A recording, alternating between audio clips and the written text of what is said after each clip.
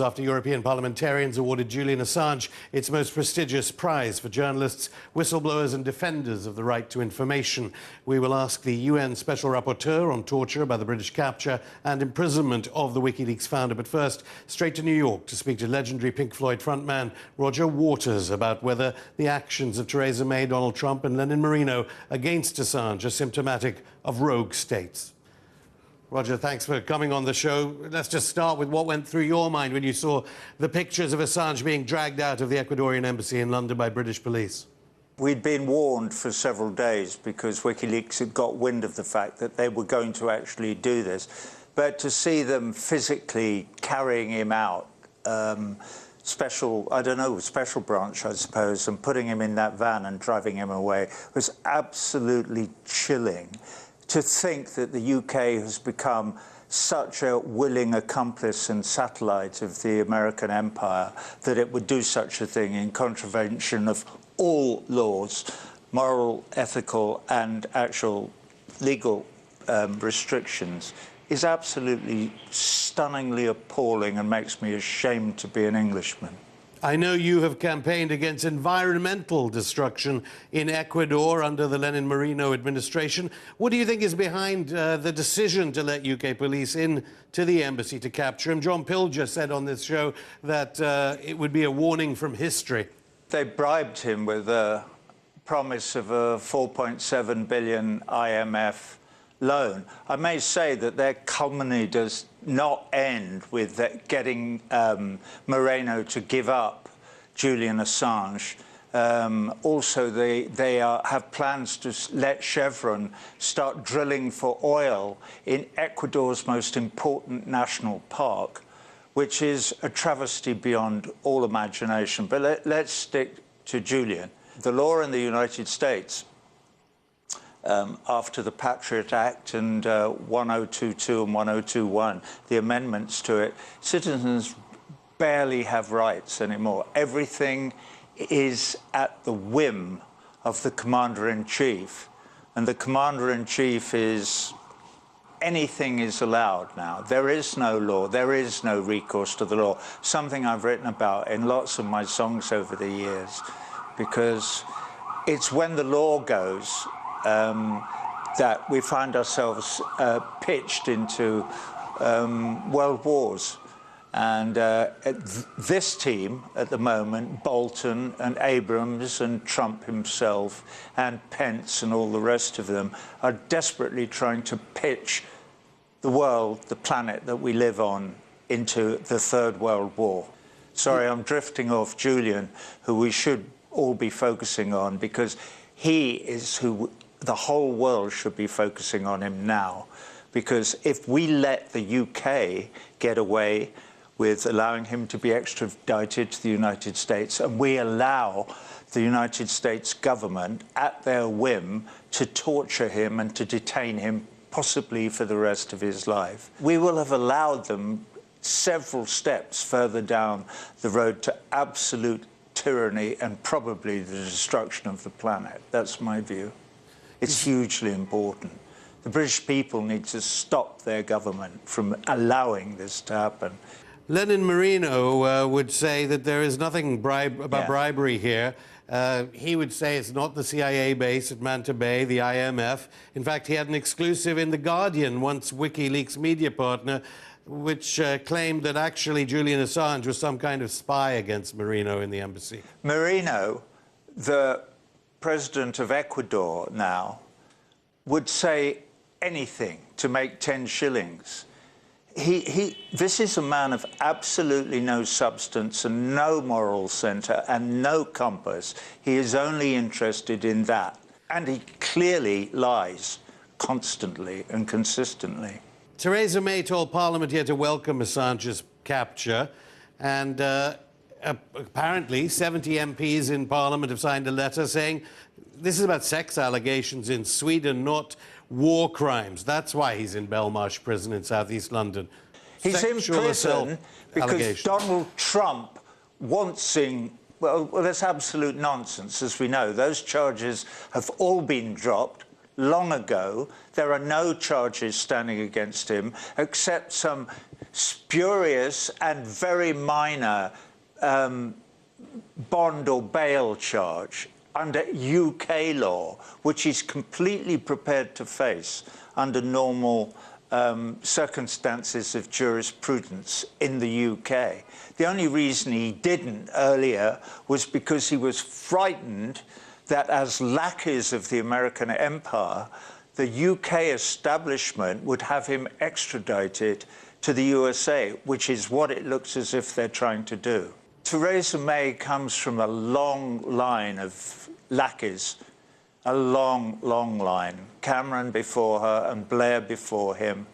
We've all seen what's happened since the Second World War, with the moving away from the welfare state that the Attlee government put in place after the Second World War towards more and more and more dependence upon the United States, with the nuclear submarine bases and Scotland and so on and so on and so forth. So we know that we are under the thumb. Well, we, the British people, need to get out from under the thumb and say, no, this is wrong. This is illegal. This is a journalist. And anybody who says, no, he's not a journalist, yes, he is. All you need to be a journalist is somebody who has access to a press. There used to be printing presses back in the day when the laws were written. Now it's access to the internet or anything, where you give information to your fellow citizens of the world. Any information. Doesn't matter what it is, but the most important information that we, Julian Assange's fellow citizens of the globe, need is information about the secret malfeasance and wrongdoing of our governments, which are legend. And Julian Assange, along with Chelsea Manning and Edward Snowden and the other whistleblowers down the years, are the heroes who help us to gain some of the knowledge that the powers that be would keep secret if they could. This is in countries that call themselves democracies, where the government is supposed to be for the people, not for the corporations, not for Donald Trump, not for Elliot Abrams, not for Mike Pence, not for Pompeo, not for the rest of those rabid animals who are in charge of everything, but for we the people. Just to be clear, obviously, so WikiLeaks doesn't sue us. Obviously, there were never any charges in Sweden, just allegations. But you call him a journalist. Why do you think so many journalists are attacking Julian Assange? And is it a coincidence that those journalists, often like the European Union and the Trump administration, also say support the overthrow of the Venezuelan government? There's a intersection there. Why are journalists attacking Julian and saying he's not a journalist? Why do so many journalists buy the narrative that in Venezuela, which you just mentioned, for instance, that Maduro is a vicious dictator and the people are being, and blah, and buy the story? To keep their jobs. That's why. Because if they express opinions that go against the narrative of the powers that be, word filters down, and one way or another, they suddenly find that they're not getting the plum job, they're not getting the promotion, they're not getting that. Your job is on the line if you stand up to them. I'm guessing, obviously, I don't know. Some of them may just be so dumb that they can't figure out the truth.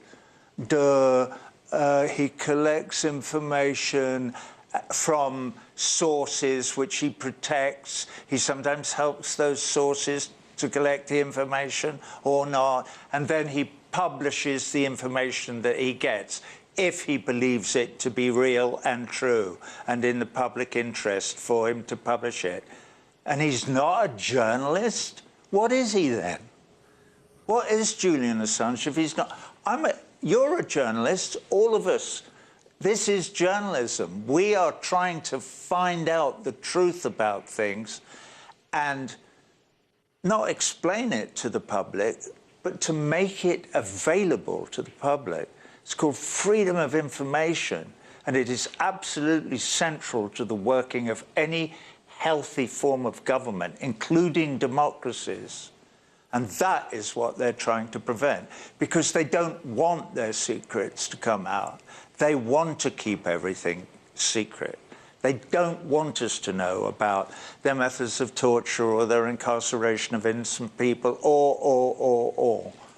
That's why they're going after Julian Assange, because he is a thorn in their side. Also, what they're trying to do, Trump and the rest of them, and Theresa May, is they're trying to frighten would-be Julian Assanges, who may provide this incredibly important service for the rest of us in society in the future.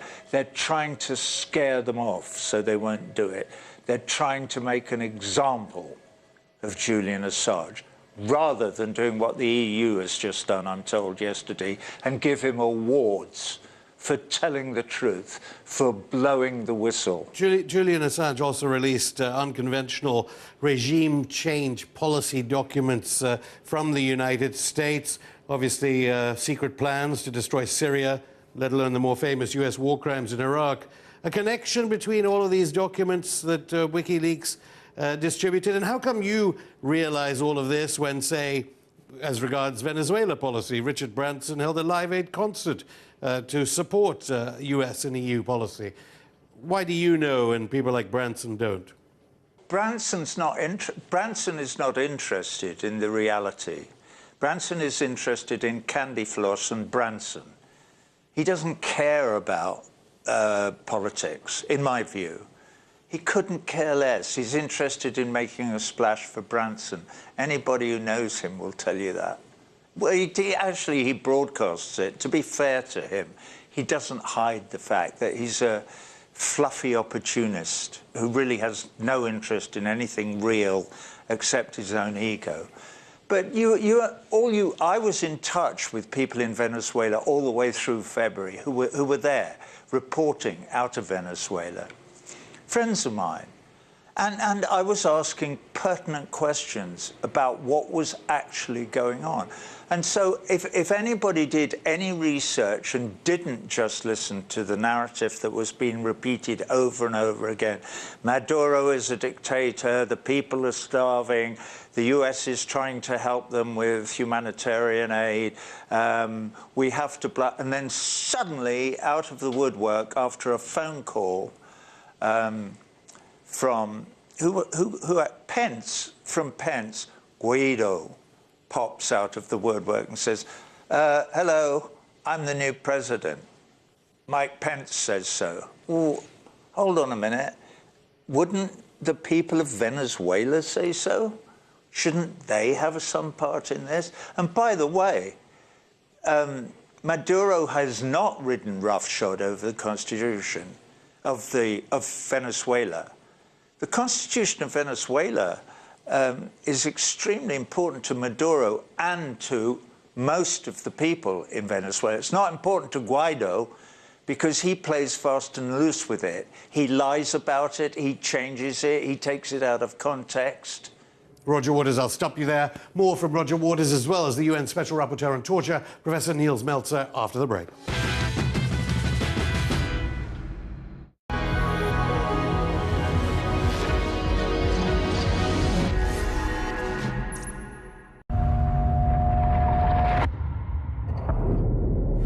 This drug right here, cocaine, this is worth $150, 150. It's an addictive drug. Everybody uses cocaine. And I got crack cocaine. You can smoke it. This is worth like 50, 30, 20. It's called K2. This is about a $15 bag. People smoke this one. I got a bigger sack of this weed. You can find these drugs in any city in the United States that you want, as long as you want to get it. That's what I do. I make money, you know? That's what I do every day.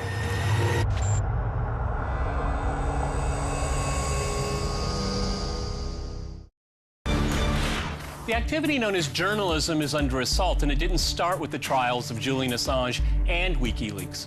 Once it was a noble act to report on the nefarious activities of those in power. Now it is being criminalized. Free speech is now for the privileged few.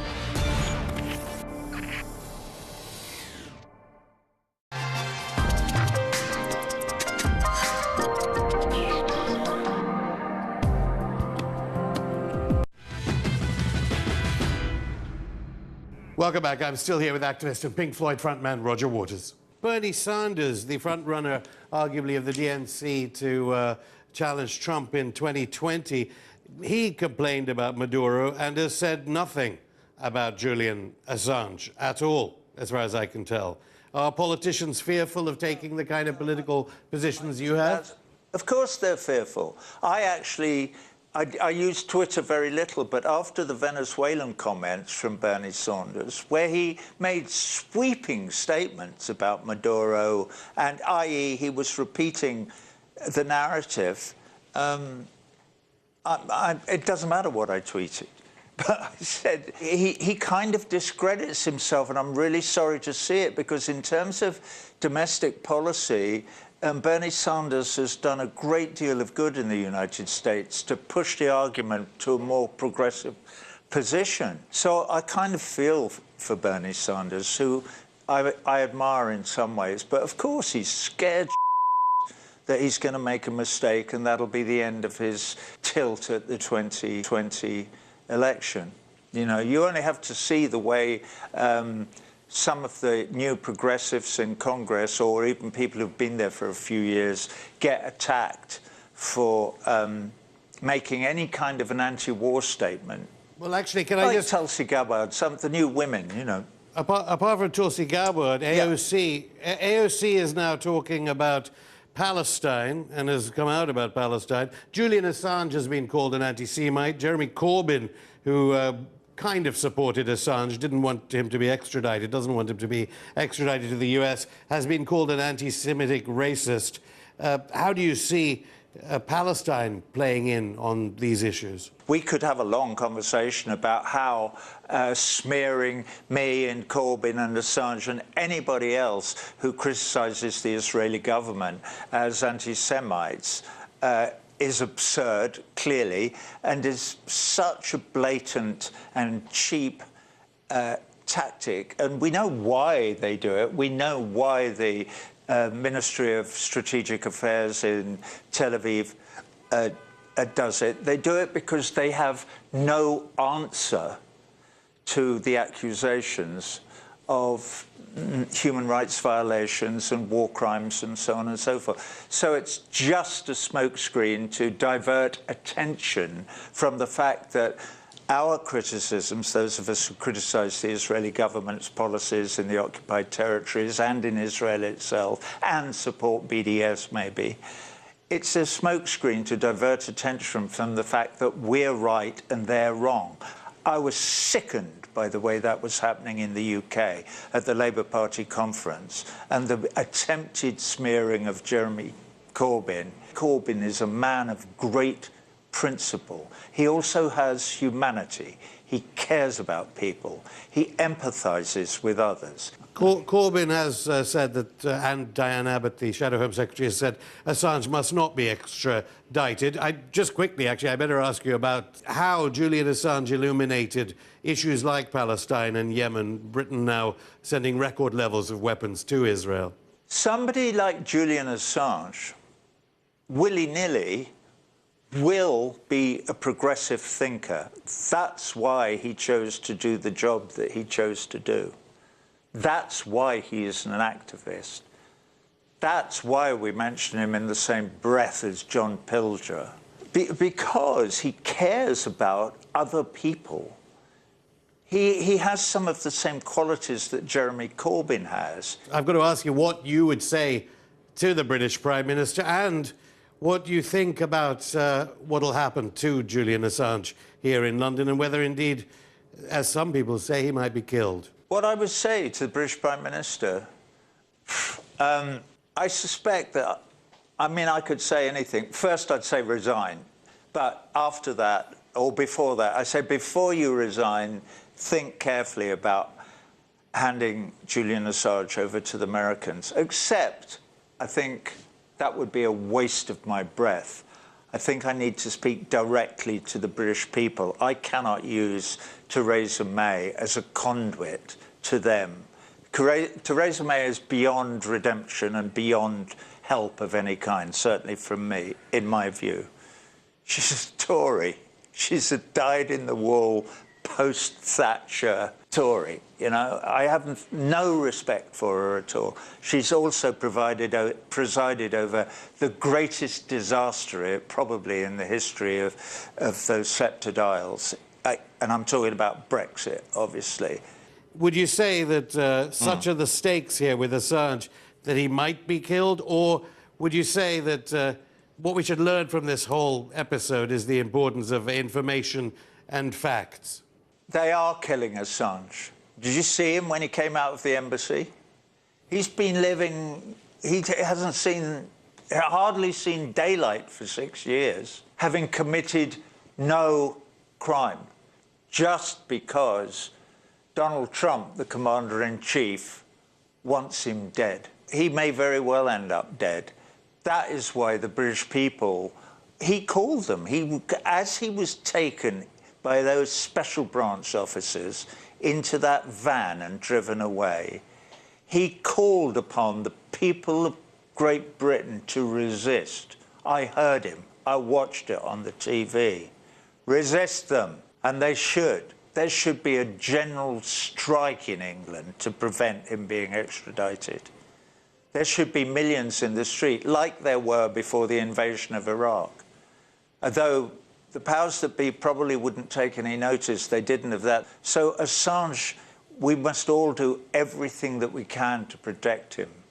Roger Waters, thank you.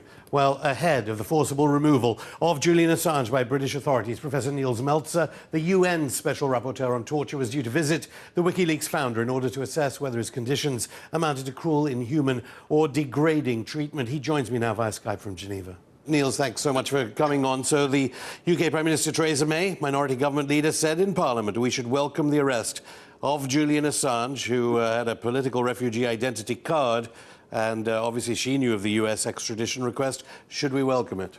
Personally, I've expressed extreme alarm at plans to expel him from the Ecuadorian embassy, and precisely because I worried he would be arrested and possibly then extradited to the United States. So, no, I don't think that is a good development, and I think we should be extremely concerned about it. You wanted to see him when he was inside the Ecuadorian embassy, just like your colleague, the Special Rapporteur on Privacy. Just tell me why you weren't able to see him, and now whether you're going to perhaps visit him in Belmarsh prison in southeast London, known to some as the kind of Guantanamo of Britain. Well, both of us have requested a visit to the embassy and to Assange in the embassy and to various relevant authorities for the 25th of April. Now, that's not very long away from now, and we're both surprised and quite shocked to see that this arrest happened before we could actually visit him there. Yes, I am now in the process of making an official request to the British authorities to be able to visit him in his current place of detention.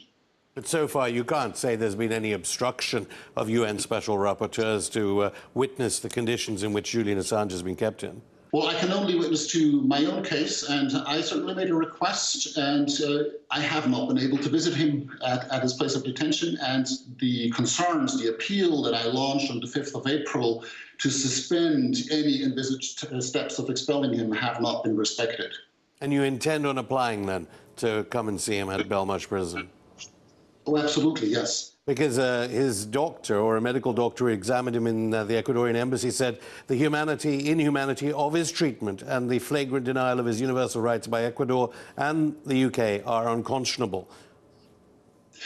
Well, yeah, I think currently, obviously, my current concern is not about the past conditions at the Ecuadorian embassy, but it is twofold. It's, first of all, his current medical conditions and whether his current deprivation of liberty is proportionate and admissible in light of his current medical condition. And secondly, the risks that he might be exposed to if extradited to the United States or a different country. Because we now have revelations about what was going on when Jeremy Corbyn's now Brexit secretary, shadow Brexit secretary, once the head of the Crown Prosecution Service, we have messages showing that they apparently attempted to persuade Swedish authorities not to drop sexual assault allegations, saying, "Don't you get cold feet?" Yeah, certainly. It is obviously difficult to make a definite statement on the precise connections between the various states behind the scenes. There seems to be some material there and some questions that need to be asked.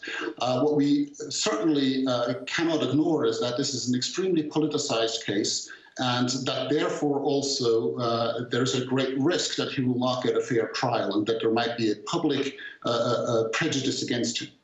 Of course, the papers are full of allegations here that this was about cleanliness in the embassy, and the former media partner of WikiLeaks, The Guardian, saying that Lenin Moreno said that Assange was spying from the embassy as a political refugee with a refugee card under the 1951 convention.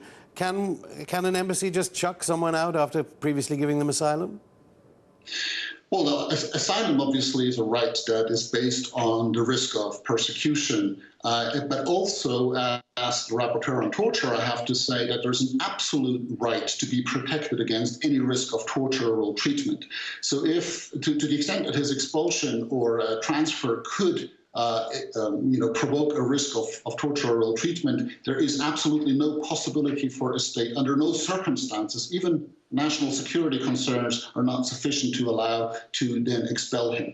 So there's an absolute duty of non-refoulement, as we say in international law. And when you bring up the torture context, are you building on that work of your predecessor, Juan Mendez, who said that Chelsea Manning was treated inhumanely and cruelly by the US military when she was in detention? Of course, she's now in solitary again for refusing to give information to a grand jury about Julian Assange. Well, obviously, we know that the United States has not proven to be a safe country with regard to the provision of torture in the past 2 decades since this whole war on terror and the CIA policy on torture. But there are also detention practices such as indefinite solitary confinement and other types of extremely harsh detention conditions that are not in compliance with international law. So that certainly would raise my concerns when we're dealing with a case that is clearly politically very relevant.